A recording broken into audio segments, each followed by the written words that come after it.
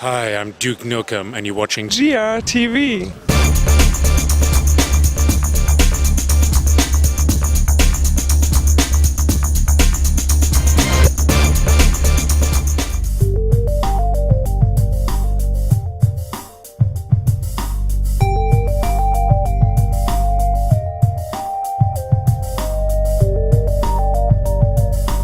So what's new in X3 Terran Conflict compared to the other games?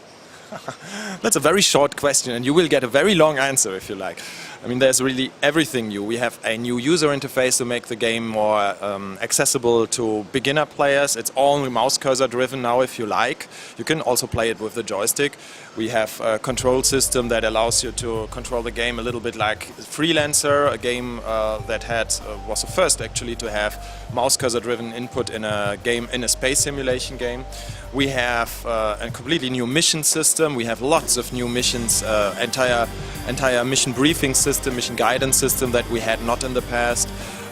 We have lots of new ship classes, new weapon classes, which fill the gap between small fighter ships and big capital ships to make the game also much faster paced and more accessible again, because it's in the past it was a bit slow developing, so we try to make the game just faster and easier to get into.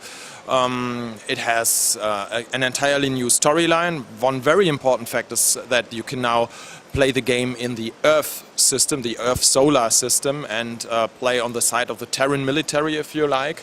That is probably the most exciting fact for the fans, because Earth was always separated from what we call the X universe over a long time, and now we bring the game back, basically connect two universes for the first time again. So how important is the storyline in a game where you can mostly just fly around, trade, shoot things? How important is the storyline for that? Well, the storyline is actually quite important, because we have that's also already proved by the fact that there are some books in our written about it. We actually have 4 books released about the background story, which started with a book called Farnham's Legend, which basically tells the story of the first player of X Beyond the Frontier who came from Earth into that X universe, and then that is also still the background story for X3 Terran Conflict, where now we basically do the full circle back to Earth again. However, you don't need to know all of that story. It just gives you the impression of a much bigger and fuller universe. Just the fact that you can do all of those things and that they are there makes it just more believable and realistic. Also, of course, you have now several plot lines in the game. You can freely choose when or if to play them. Some people just prefer not to play missions at all and just do their free gameplay, and that's really the strength of the game, that you can do that.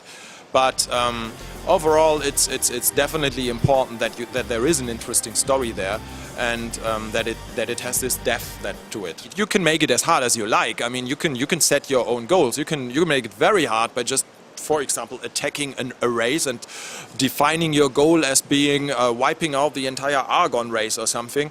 Then it will be damn hard to play that game. But well, I don't think so, because the fans can still play the game the same way they played it before. I mean, the joystick still supported. It's not like we want to just support mouse control now.